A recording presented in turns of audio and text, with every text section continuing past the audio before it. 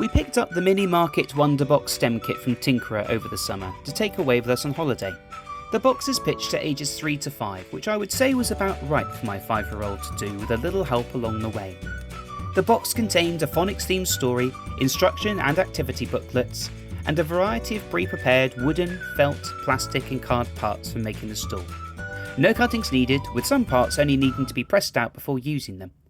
My 5-year-old really enjoyed making the kits, with a little bit of adult help along the way with the large sticky felt sheets and just with creasing the edges of the card.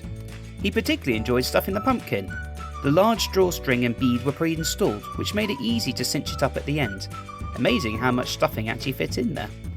The bead threading for the corn took the longest time, but he really enjoyed mixing up the pattern of the colours and twisting together the pipelines at the end. The mix of bead colours was a nice touch.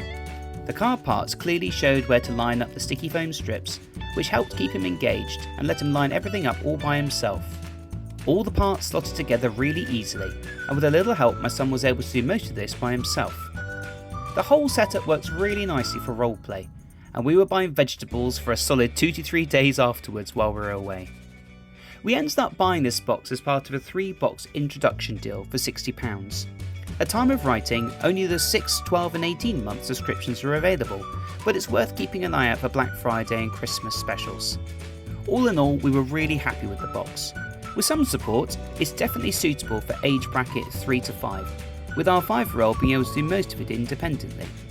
And we would happily recommend this as a solid STEM activity box alongside similar products like the Kiwi Co-crates, especially with the story and activity book included as well. So how about you? Have you bought one of these STEM boxes before?